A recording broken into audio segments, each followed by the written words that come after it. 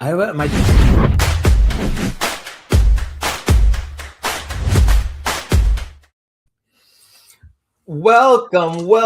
welcome everyone to Never Alone Live. Strap in and buckle up because we are going to have a good time today. I'm so excited.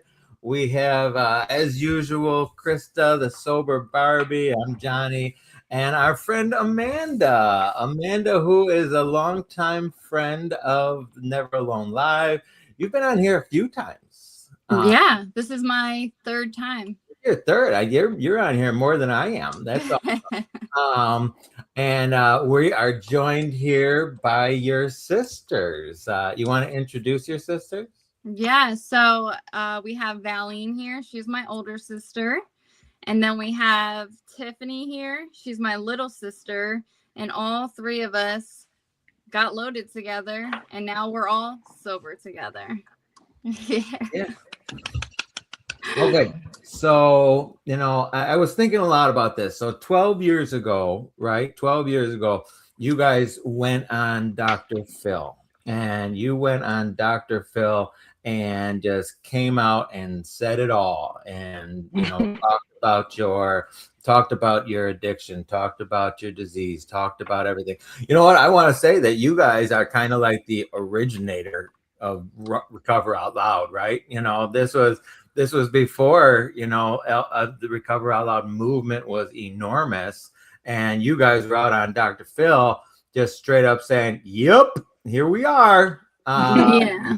I pretty much blasted our addiction, you know what I mean? And our deepest, darkest secrets.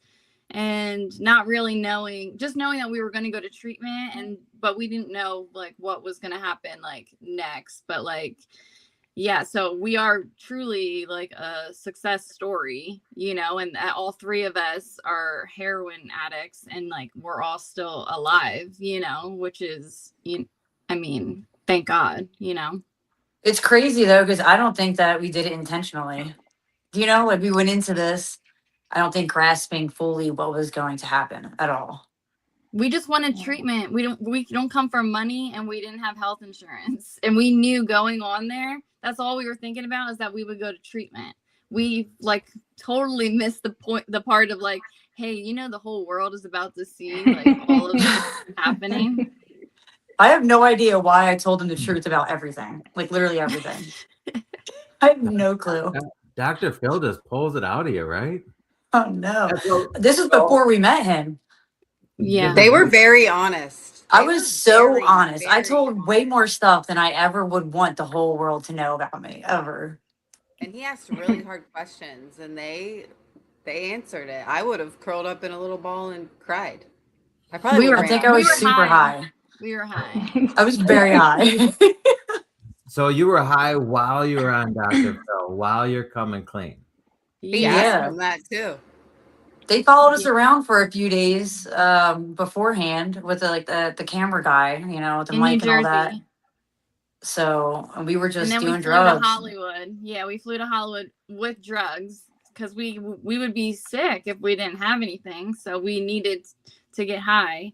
And so then we all did our last shot right before before we went into the studio. Yeah, that's wild. That's wild. Mm-hmm. All right, so let's talk. Let's go around. Valeen, what was this experience like for you to go on Dr. Phil to talk about it, just and being blunt and honest?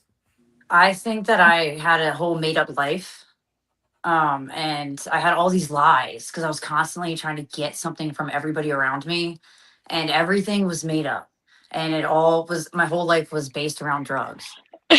So going and then doing this and then everybody knowing everything about me, it was, when I woke up in treatment, I just remember I was dope sick, and I remember thinking, what the hell did I just do? I don't even think I could take in what just happened. And, and then after that, everybody knew everything about me. And to be honest, I think it was a blessing in disguise, because then I had no more secrets anymore. And there was nothing anybody could say that was going to, be worse than what I already just said about myself. and really accepting that. And then I had a lot of people reach out to me, saying how powerful it was. And people were showing up at the treatment center I was at saying that they watched the episode, and that's how, like, their parents sent them there. Or that happened probably like 7 times while I was in there for 5 months, 6 months. So it happened a lot. And that was like the reward was, and I was getting my life back. Was it a little shameful? Yes. Tiffany, same question to you. What was your experience like with all this? So when we got the call that we were going on Dr. Phil, I just got out of jail. So I was in shock, but I just wanted all of us to get help, because if one of us would get sent away and then we'd come right back and start using again because the other two are still using. It was just hard. But then I got out of jail and I was much heavier in weight and I had pimples all over my face, and I was like, oh my God, we're about to go on national television and spill all of our shit. And so I was kind of just in shock. And then when we went on stage and did that whole thing, it was still just surreal. Is this really happening? And then same, I woke up in treatment just what the hell just happened? I was just more in shock. It just wasn't real. This is so wild. So millions of people saw you guys on Dr. Phil. That millions of people, right? And he's a very popular show. How did and we'll start with you, Amanda, because I don't think we asked this question. How did you feel after knowing that millions of people saw you kind of at your worst? Well, I was really secretive about it. I lived a double life, a lot. I feel I hid it for a long time. So when I knew that was going to happen, the guilt, the shame, everything was kicking in. And then the show aired in November when we were all in treatment. So I watched it. And it's TV, right? I lived through it and I was on the stage and it was bad. We didn't realize how bad it was till we got on the stage, and my parents, Dr. Phil's yelling at my parents, and everything that happened. That's all I remembered, but I was also high. So when I lived, I was whoa, that was traumatic. But then when I watched it and saw how I only watched it twice ever in my life. But when I watched it the first time I was in treatment with all the staff and everything, watched it, and it was worse than I thought because my parents did their interviews. I didn't get to hear what they said secretly. I didn't get to hear what my sister said secretly in the interviews. And it was just really, really bad. So I was just so fearful. But then Valeen said, I started getting all these in my Facebook. Everybody in my town was sharing the one little clip, and I got probably over, I opened up, when I got my phone back, I had 500 messages in Facebook of all these people rooting for you and just da-da-da, you know what I mean? And then I was just okay. And I was going through it with them. I wasn't alone in it. And, so that's why it felt better. And then everybody started opening up, messaging me about oh, my brother's going through this, or hey, I'm going through this. And so then that's what we talked about. It just became okay, whoa, this is happening everywhere. You know what I mean? And it is my superpower now. What am I going to do with this? And that's when the recovery journey really took off. But of course, guilt, shame, and everything, because it's just cringy that that, you know what I mean? This wasn't supposed to be our lives, right? And it was happening because it could happen to anyone, but you don't ever think it's going to happen to you.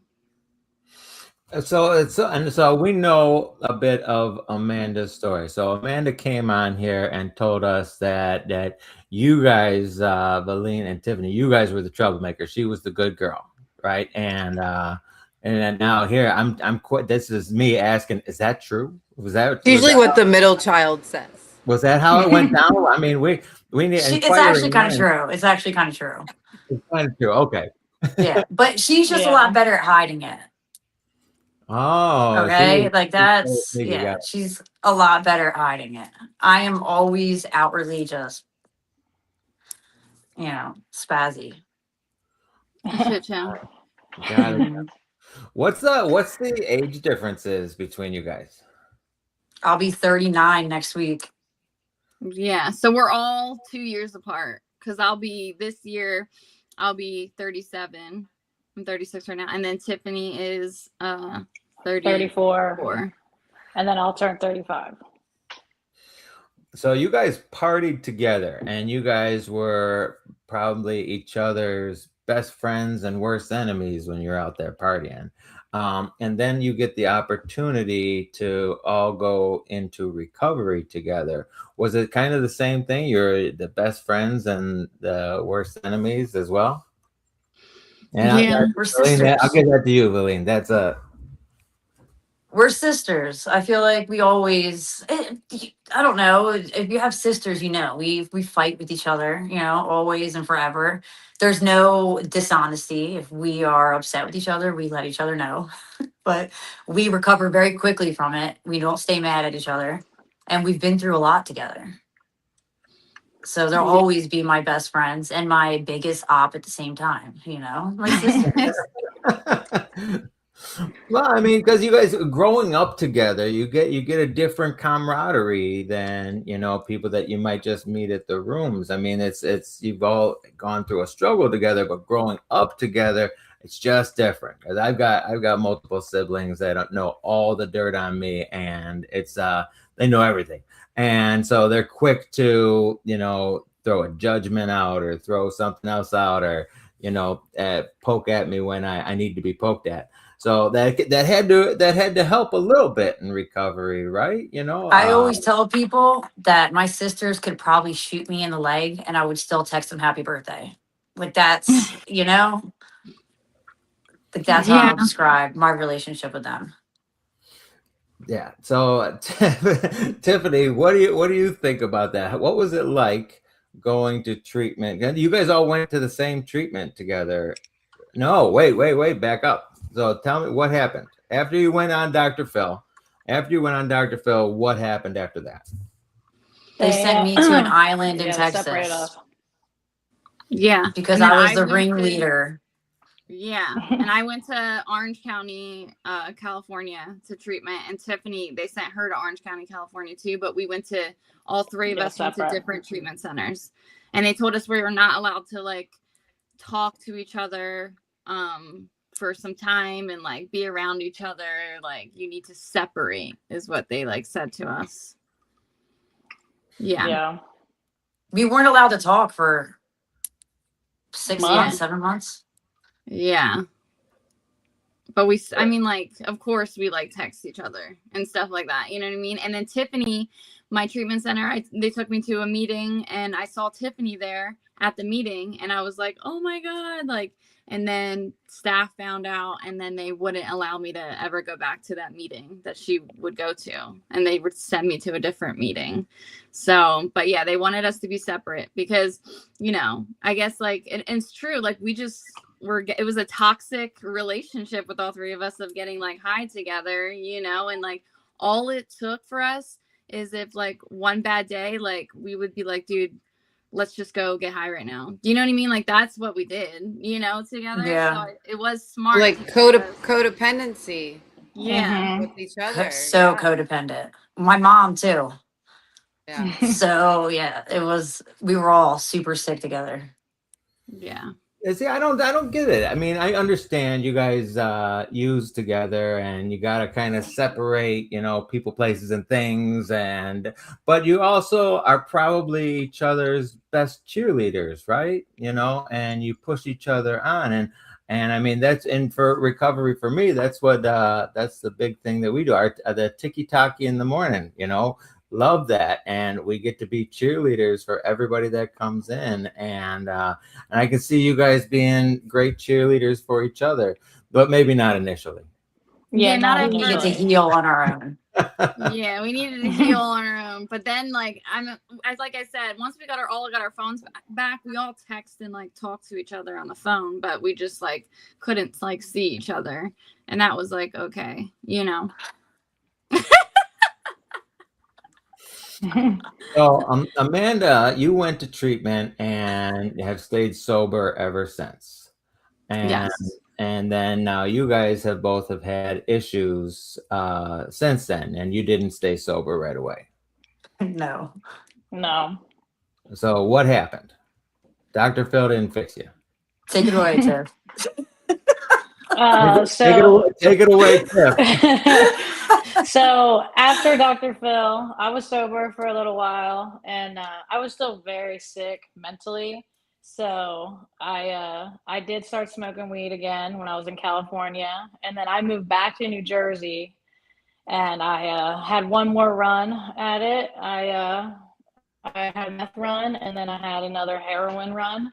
And then that's when I called Valeen, who was in Texas, and that's when I went to treatment again. And that was the last time I done heroin. So it was more like I left to my own devices. I retreated back into my old ways, and I sat there like, how did I get here again? But I wasn't done, you know, like even with going on national television, going to treatment, it just I wasn't ready. So then I had a few more runs at it, and then now this time, I mean, I haven't done hard drugs in years, but I couldn't stop smoking weed this last time. So now that's why I'm sober a little over 2 months, because I finally put it down and made the jump to sober Sally. Well, I mean, there's a difference, right? There's a lot of people that are Cali sober. There's a lot of people that are 100% abstinent. There's people on mat. There's people, it's different strokes for different folks. You got off the hard stuff, and tried a few other ways. Well, that was the thing, like being Cali sober.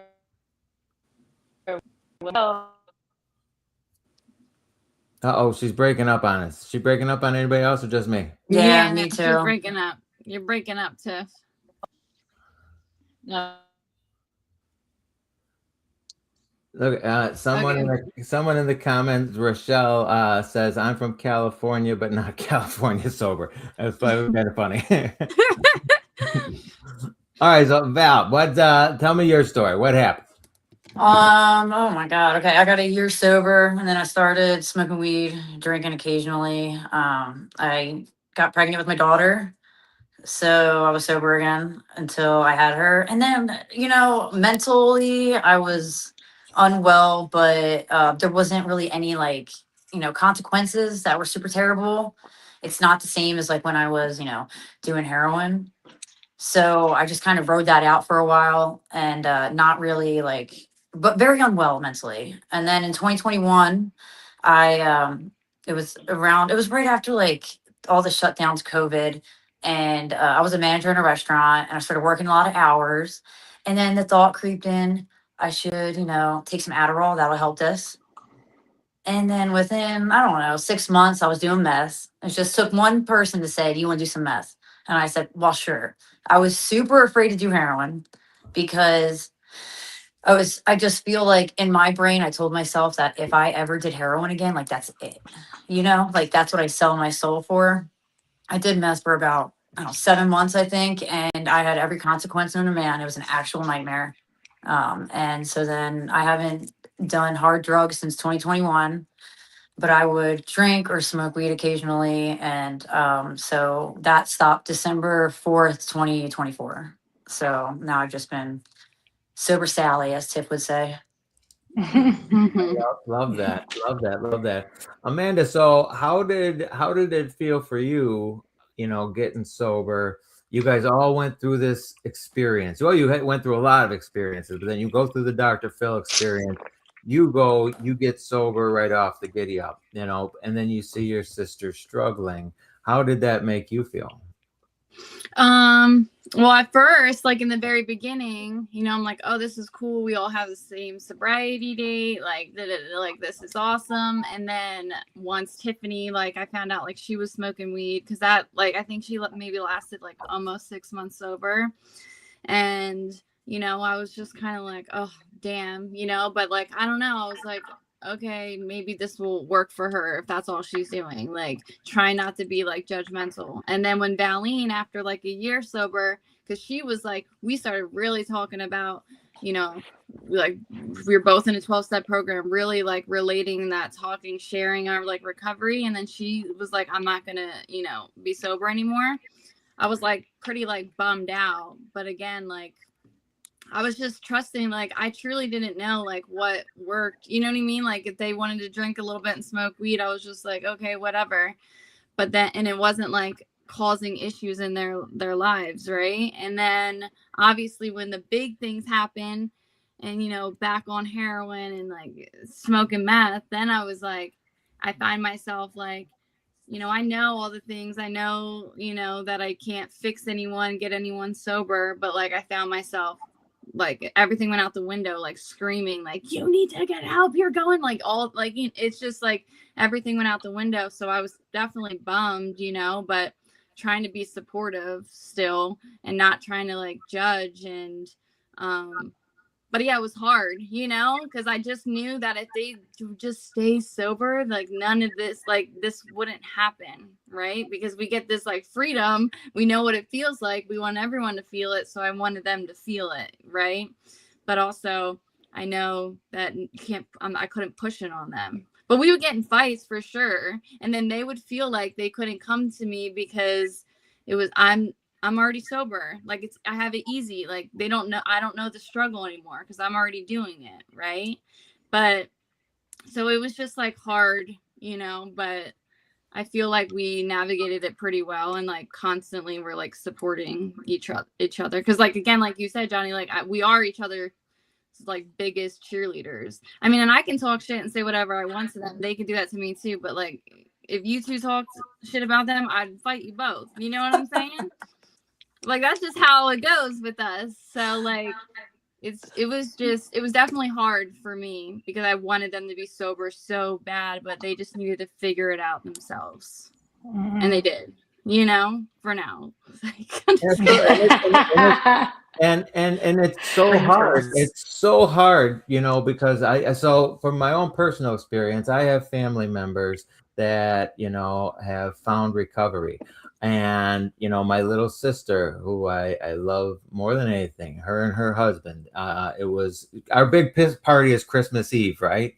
And they missed Christmas Eve because they were too drunk. And the next day I get the call and I lost my shit and I went crazy and I'm yelling and screaming and you missed Christmas, you know, and but that led to I dropped both of them off at detox the next day, and they both have been sober for 7 years. But I got out of it right after that. I took them to detox and then sent them to meetings where I had friends. I knew that I could not get them sober, keep them sober. I could give them a push, but that was about it, you know. And dealing with family is like that. Dealing with family is hard, you know. I tried to fight Tiffany. Like, got to deal with family. I know her family. Yeah, I tried to fight Tiffany like 3 times, I think, when I've caught her. Yeah. Right? Yeah. But I got to the point where I would hide it, and then Valeen would see me, and then she would ask me and be like, dude, are you back on drugs? And I wouldn't even lie anymore. I would just be like, yeah. And she'd look at me like, oh shit, I wasn't expecting you to tell me the truth. So yeah. You know, dealing with family is the toughest. Krista, you want to talk on this one? Well, I can't speak a lot on what's going on with my family, but I have 2 sisters too, and one's a normie and one thinks I can't speak on it, but I know what it's like to love somebody who is struggling and you can't recover for them. My husband struggled quite a bit, and I kind of can relate to Amanda. Like I got it, you know, and I tried to do what I could for him. And then I think I tried to recover for him was the thing. And then he relapsed and I was like, you're married to sober Barbie. Like, how could you relapse? And it was just like a whole thing. And but everything goes out the window. Everything goes out the window when it's Out the family. window. Like I can Yeah. help the stranger down the street, but when it's like someone you love, it's like literally everything goes out the window when you're Yeah. trying to be compassionate and whatever, you know. And it's hard. It really is. But once they get it, it's cool to have somebody in your corner that you can talk to and understands like the whole recovery part, and you want to heal together, you know, you want to be better. And I love that you guys are like a triple superpower now, you know. It's pretty cool.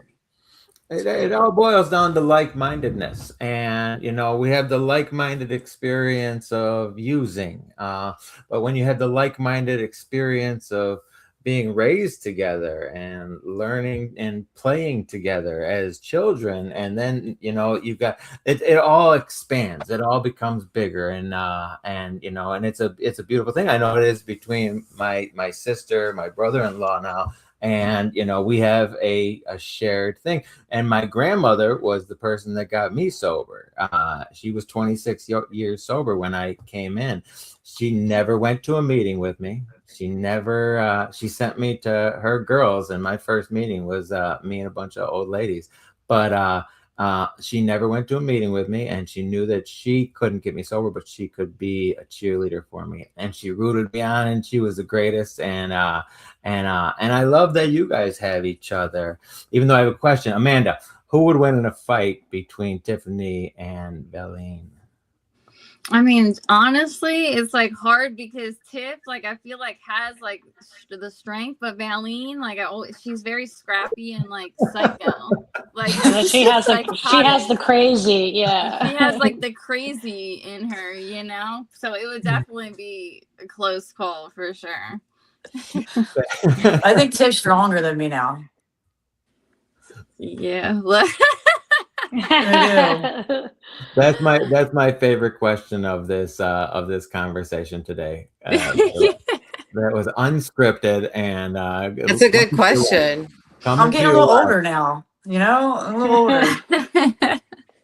Well, a little older, a little wiser. So what do you do now? What do you do now to keep your sobriety? And who wants Tiff, we're gonna go with you first. So currently right now I'm kind of raw dogging it. I know that I should be more intertwined with the program. I mean, I'm a workaholic, so I work a lot.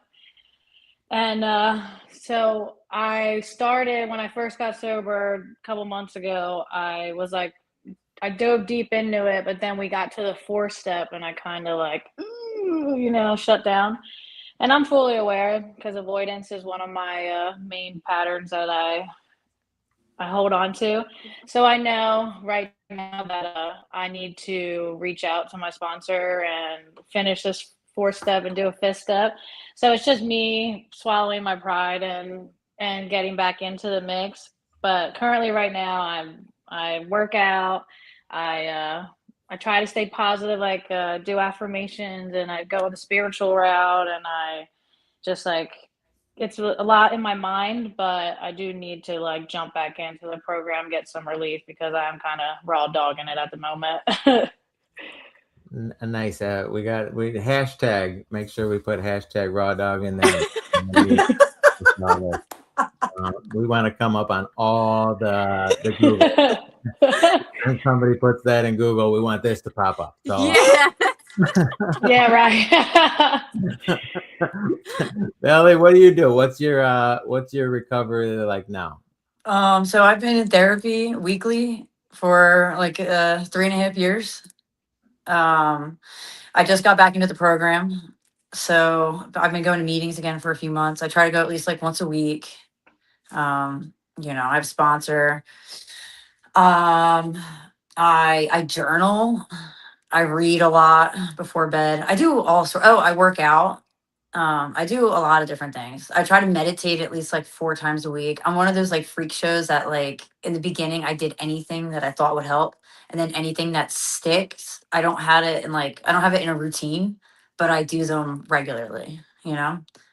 So I just be doing all sorts of stuff because I have to. Sometimes I wake up very mad because I'm real tired of doing all this stuff, but I have to remember why I'm doing it. Mhm. You And know, you also sniper in on tiki-taki meetings, just creeping. just creeping. Just creeping. I'm going to tell this to everybody. So we had our first conversation the other day to talk about what we were going to talk about, and it was just us, the two of us, on the call initially. And she says, "I kind of like I know you." Like, what? What do you mean? I know you. Comes into the meeting but doesn't come in and talk to us. Well, because okay, I'm getting ready for work, or I'm at the gym, or I'm at work, or I'm driving to work. So I in that time frame, I have a lot of activities. So I'll comment a little, you know, go birds or something like that, and then I keep going. You got more excuses than anybody I got a lot going on, Is this the and way? I'm a mother. I see honesty. I see honesty, not Yeah. There's a excuses. lot. I can't come up with that. I'm walking the dog and I'm doing this and I got this and I got this. Okay, I'm good with it. I'm just busting your chops. But and Amanda never comes on our tiki-taki. I think these guys should come and take over the tiki-taki. Okay, we're on like a different time. It's like frame. 7 a.m. Yeah, 7 and I'm a.m. getting the kids ready for school and taking them to school. It doesn't matter Excuses. what I say right now because I got their back. there's too many I'm the women fourth in here right sister. now. I'm the fourth sister. Yes, over parties. I'm actually the Yeah. oldest. I'll be 40 this year, so I run this. I got it.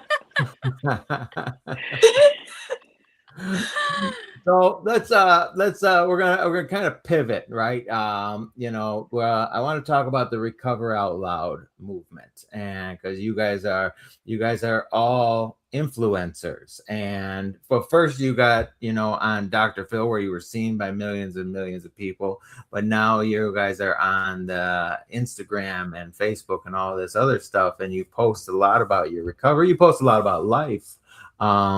What's that like? What does that look like for you guys? Amanda, I'll start with you.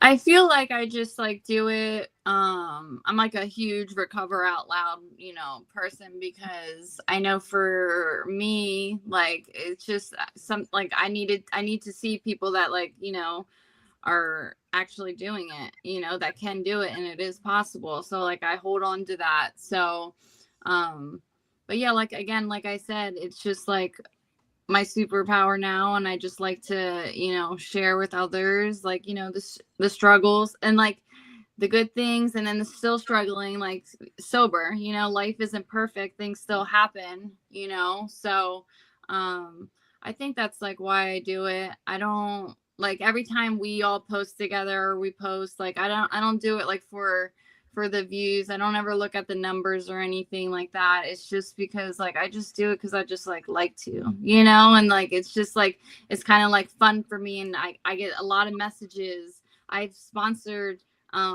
women like across the country, like, just like it's just super cool to do and to carry a message. And I feel like you guys, like, we just all have a story, to share. So like, why not? And plus, again, like, people seeing that the bad part on Dr. Phil, it's just like good to share now. Like, hey, like, look at what happened. Like, this is where we're at now. And especially when we're all together and we just like make videos together, because it's just like we have really dark sense of humor, and a lot of people relate to that, and it's just like, and then a lot of people don't, and then they just hate, and that's okay too, but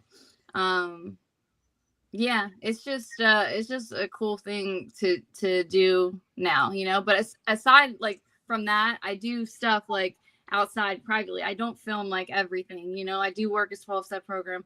I do sponsor a lot of people. I do speak at treatment centers and like all these like other things. I just like don't like film like a lot of that. That's just like my like real, like, you know, some things, it's just whatever I want to put out there, I do, you know. But I think it's just, again, to share. Absolutely. You know, we had a conversation this morning on live stream, and the topic was we turn our pain into purpose. Yes. And you know, I would love to hear what you guys think about that, especially having you guys have so much different times in sobriety. You're in different stages of your journey. You know, what does that mean to you, Valeen? What does turning pain into purpose mean? I feel like the vibe with all three of us, none of us can lie, and we just like say things, you know. I can't stop myself from being me, and I carried around all this pain, like, you know, losing custody of my daughter, losing a lot of friends, you know, family problems, marital problems, all these things, right? And then I find that when I talk about these things, not even just like, you know, online, but in real life, that most people unfortunately will relate to something you got going on in some way, shape, or form, or they know somebody. And I think that's what's giving me purpose. You That's know, and amazing. it's a lonely, being in pain. It's lonely. It's so lonely, and it's so isolating. And it's just, you know, and then you talk to somebody who gets it, or somebody hears what you're saying, or, you know, somebody feels comfortable enough to tell me what they got going on because, you know, I'm open about my pain.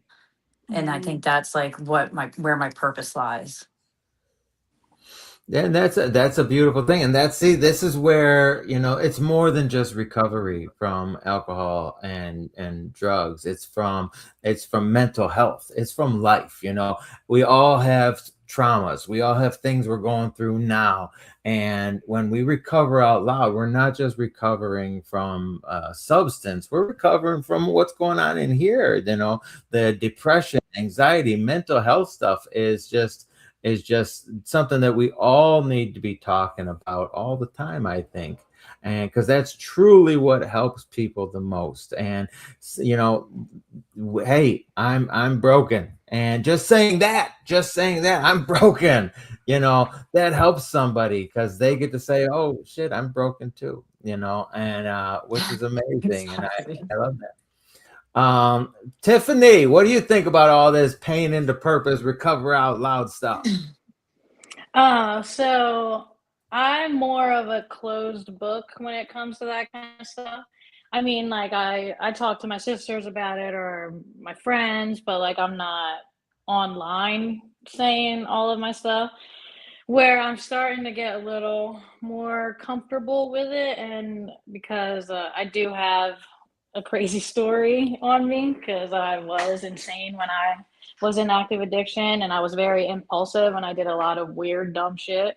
So it's more of me just getting more comfortable in it. I mean, with my real life and friends and like people I meet on a daily basis, like I do, like, if a conversation, I will say something random and they look at me like, what the hell? Like, I didn't know that you had a past like that. So it does, I do make it relatable to people that I meet in real life. It's just now getting more comfortable with doing it online and recovering fully out loud, because I have just always hid, you know, and hid my problems and pain, and just I'm not big on talking about, since Dr. Phil kind of shut me down, because it was like, okay, boom, you put all of your shit out there on national television. So then it's like, ooh, I'm just gonna clam up and just speak when it gets to a point of like, hey, this is like really crippling me, and then I'll talk about it.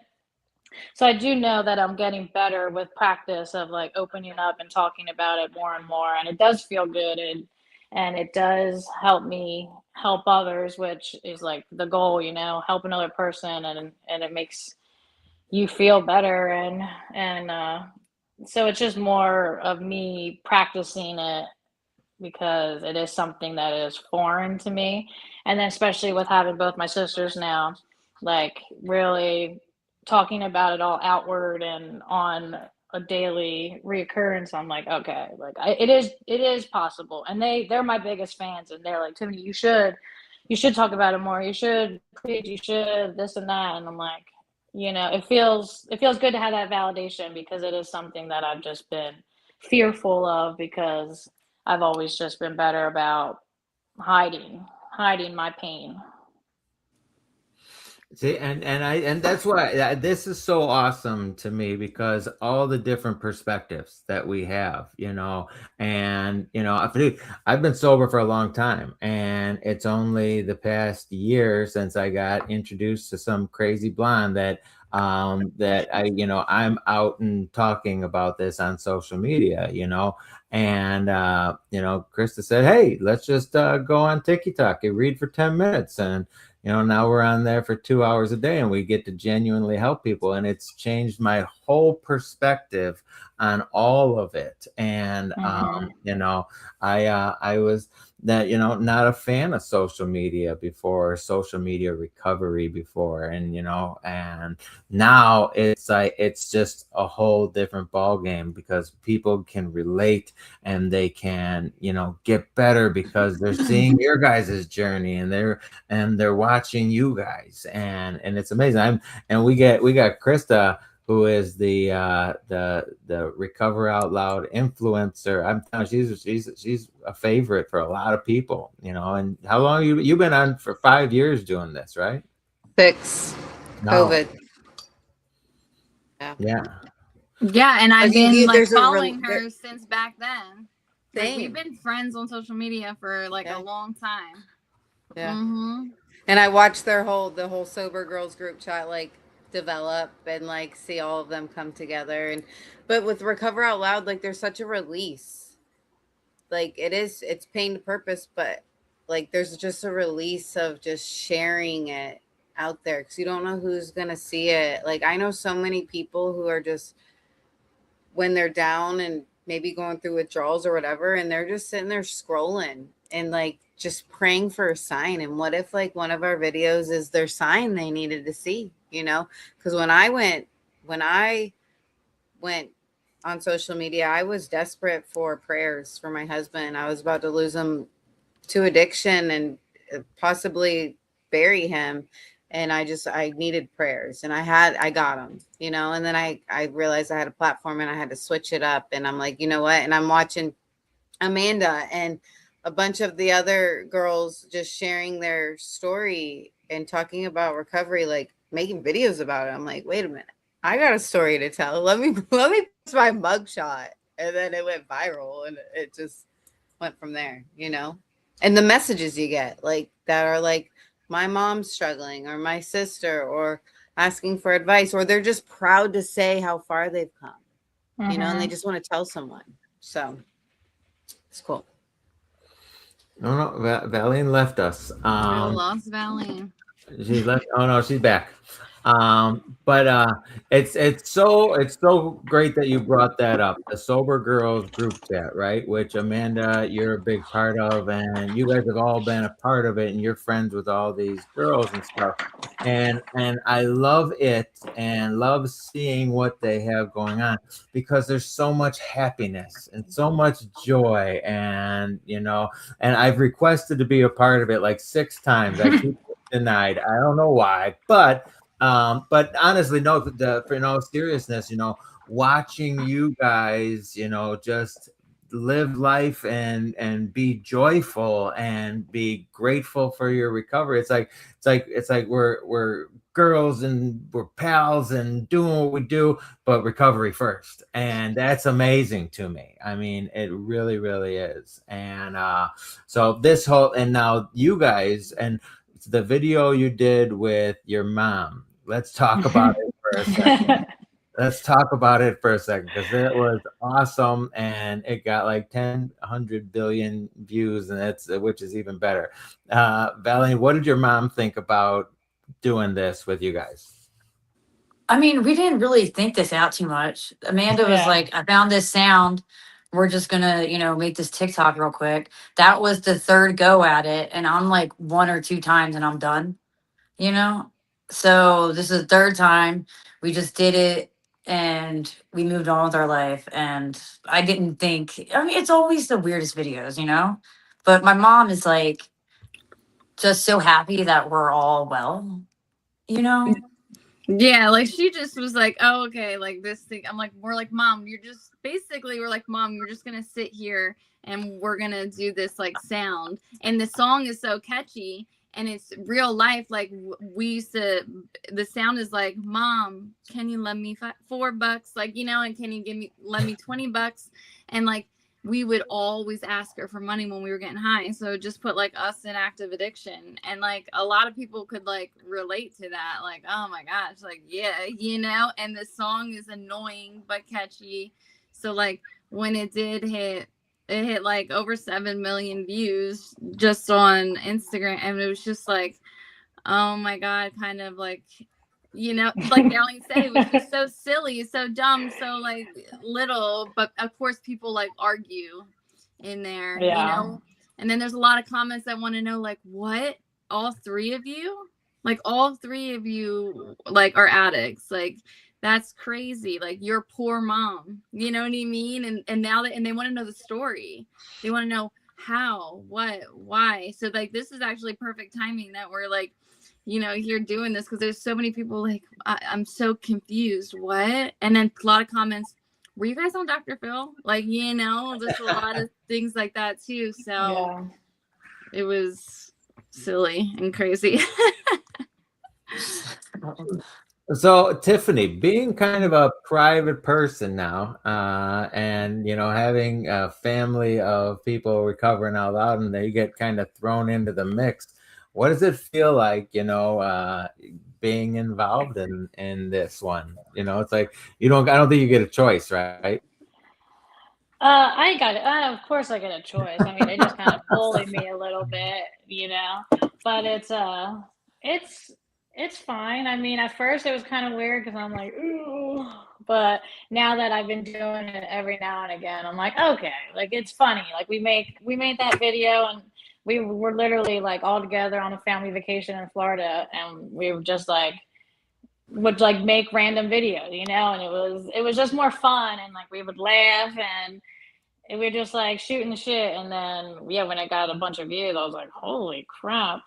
But also too, like it just makes it makes me want to strive to do it as well, because I mean, like I'm very proud of them, and I love to see them grow and, you know, preach online and help others. So it's like, yeah, I mean, exactly what Sober Barbie said. Like, I got a story on me, and it's pretty wild. So it's like if I say something that could help another person in some way, shape, or form, like that's cool, you know. And I've always known that, but now it's like registering in my brain, especially like with the internet and social media being like in every aspect of every way of life. So it's like, yeah, I mean, I should open up and I should tell my story, because, you know, someone definitely is going to be able to relate, especially now. Like, hey, I stopped smoking weed a couple months ago. It wasn't ruining my life. I didn't lie, steal, cheat. I wasn't a piece of shit, but it was like I needed to stop because I wanted the mental clarity and to live life and not have a vice to like a crutch to change the way I feel in some way form. So it was like, it is different and it is an adjustment, but I am going to make the attempt to be better about it, because Well, look at, you're on this. You came on this, doing this with us. That's huge, you know? Yeah, this is I was very nervous about this, you know, very, because I respect you guys, and I just didn't want to be like, ooh, clam up, but I'm also like, okay, cool. Just be myself. Absolutely, and you're doing great. And I'm so grateful that you're on here, and you're on here with your sisters. And you know, when you were talking about, you know, okay, so we were on a trip and we're in Florida and we're having fun and we're doing our thing.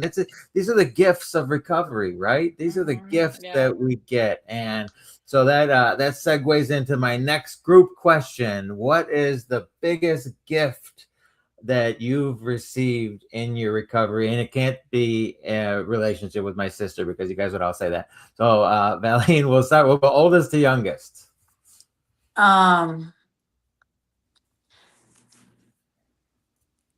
Peace, because everything that I've ever done my whole life, and this is also in sobriety. Nothing was peaceful. I'm a spaz. Anything that happens, very dramatic. It's like, we go to 100 real quick. But peace, I problem solve. I have boundaries. My relationships are healthy. I'm healthy. I have healthy coping mechanisms. And that's what I mean by peace. Like, I genuinely have peace of mind now. And bad stuff still happens all the time. Life always be lifing. But I'm able to handle them with peace now. That's amazing, and you're the peace that we get, and because we all lived a life of chaos and craziness, and it can follow us, and I think peace is making a choice and setting those boundaries. I love that answer. Great answer, Amanda. What's yours? What's your biggest gift of recovery? Probably. I mean, and I've always said like the freedom. Did you guys hear that or no? Yeah, Okay, probably. That's crazy. I think Tiffany ran over a cat or something like that. Yes, I don't know what what it sounded like. It's look at Tiff. Tiff's just a confused face. Okay.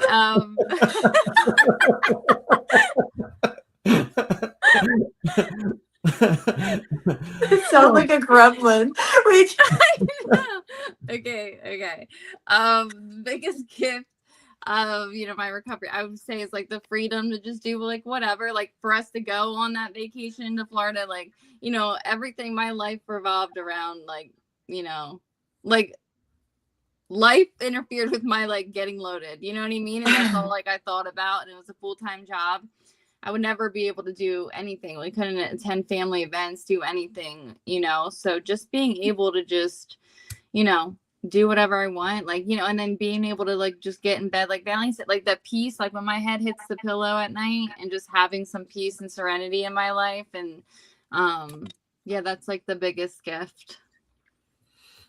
Oh, that's beautiful. That's absolutely beautiful. Being present. Being present for life, being present for family, being present for all of it. It's amazing. So Tiffany, I don't know. She was gonna say that her greatest thing was her cat, but she ran over. Tiff, are you there? Tiffany's got to come up with a new answer. Tiffany, what's the biggest thing since recovery? No, you guys sound like Alvin and the Chipmunks right now. Yeah, we heard like for a second like something. Whoa! Oh boy! Yeah. So it's a gift of recovery. She gone. She gone. She ran over her cat. Krista, She said we sound like Alvin and the Chipmunks. Krista, what's your biggest gift of recovery? I think being taken seriously, finally, for once. I was a joke for a long time. Today I get to go pick up the keys to my own sober living house. Like, what? They're giving me keys? What? I'm still like pinching myself. But just to be asked to like speak and I don't know just what the being hell's accountable, That's so badass. That is so badass. Yeah, that's congrats, Krista. That's awesome. Thank you. I'm big girl stuff. Yeah. Like what? I wasn't even allowed in the bar. So, Yeah, and that's also crazy that we're all like, like we have kids, we're in charge of like little people. Like I know. Thought that. And they're celebrating birthdays, and they're still, like it's wild. Yeah. I'm telling you, it's so amazing. And, having you guys on here with us today is amazing. And, so we've got a new podcast. Oh, look at Tiffany's entering. Okay. Now there's going to be two Tiffany's, I think. Anyway. The little sister. Okay. Always the little one. So, oh my God. So we have a new, this is Never Alone. I lost you guys now. Never Alone Live is, we do this every week, but we're started a new podcast, and you guys are going to come on our podcast and we're gonna watch some of the Dr. Phil episode and see your reactions after. Amanda, you've only watched it twice in 12 Yeah, years. and I'm pretty sure my sisters like did too. I'm pretty sure they've only watched it like twice too. Like once when it aired, and then like one other like time. We've seen clips of it, but like yeah, we've never watched it together. Actually, funny story, when we were all just in Florida, it was actually airing on the TV. But Live? Yeah, but we didn't like watch Oh. it. It was like live. That's like a but sign. Isn't that crazy? That's wild. So random. We got text of pictures of like, you guys are on the TV like right now, like. But yeah. Donnie, you gotta watch it. I'm gonna watch it with them. We're gonna do a podcast. I'm gonna watch it with them. They're gonna give their reactions. I'm gonna give my reaction, and I'm sure the whole time I'm gonna sit there like, I learned a lot. I said a lot. and I mean, but that's 12 years ago, you guys. That's that's the Tiffany, Valeen, and Amanda from 12 years ago. We're very fortunate. We get to know you guys now, and we're gonna experience what it was like 12 years ago. All right. So before we cut off, we have this platform. What do you want to say to people? We all recover out loud. We know that our sobriety is extremely important to us. But if you could talk to anybody, what are you going to say? Amanda, we'll start with you. I mean, reach out, talk to anybody. So that like you're not alone in this. Like, there's just so many people that struggle like in silence. Just like reach out, talk to anybody. Anything is possible. I just like want people to like believe in like themselves. Like I hate, because I was stuck in a cycle of like, I'm a piece of shit and this is just who I am forever, and just know that that's not who you have to be. You can change. I'm a strong believer of like when people say like people never change, people change, right, Tiff? Yeah, I got it to work. You guys sounded like Alvin and the Chipmunks, and I couldn't get it to work. You sounded like you were like running over a cat. Like that's why we were like laughing. Yeah, I just tried everything. I didn't know what the hell just happened. Oh, we're back. So we're back. Good. Amanda, thank you. Tiffany, before you run off, what is something that you want people to know? You got a platform, you got a message to put out there. What do you want to say to people? Never give up. Don't give up. Just keep doing what you got to do for yourself. Focus on you, bettering your way of life. You can only control your actions, your behaviors, your reactions, the way you think. And once you just start fixing your mental, it takes the same amount of effort to be negative as it does just to be positive. And if you are what you attract. So it's like if you are poly-pissy pants all the time, then yeah, things are going to happen to you that will constantly piss you off. So it's just never give up and stay positive. That's another hashtag. Tiffany. Bars. He's right. He's taking notes. Yeah, Polly Pussy Pants. We had to write that down. Thank you for that. Valeen, you got a platform. You can say anything to the world. What is it?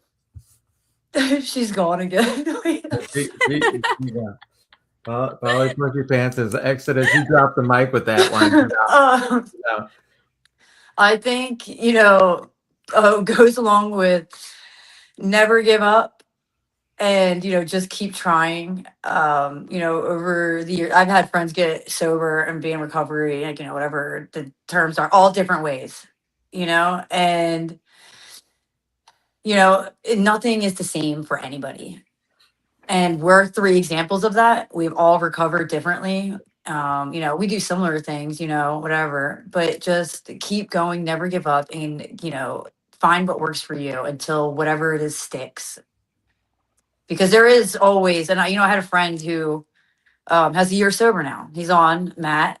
And I told him a year ago, I was like, I promise you, like, things will get better. And they did. And he texted me like a few weeks ago and he said, you weren't lying. Things did get better. He's like, I didn't believe you. You know, and all I did was want to get high. And all I could say to him was, I'm so happy you didn't give up.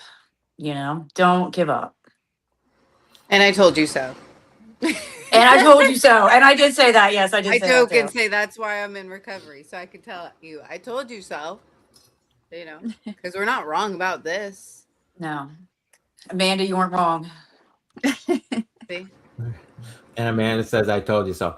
So this Yeah. You didn't get to say it, Amanda. You didn't say I it. told you so. I set you up.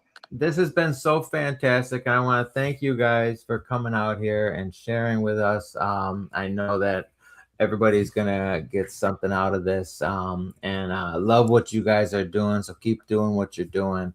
And I can't wait. We're going to do a podcast. And not only we're going to go through the Dr. Phil, but we're going to do one-on-ones, and you guys can talk trash about the other two. And we're going to, this is going to start a whole family feud. And this is going to be Like phenomenal. reality show, like a reality Yes. Might be onto something. This is show. I'd something. be so good at this. But thank you, you guys, and thank you everyone for listening in today. You know, God loves you, and so do we. And with that, we'll see you next week.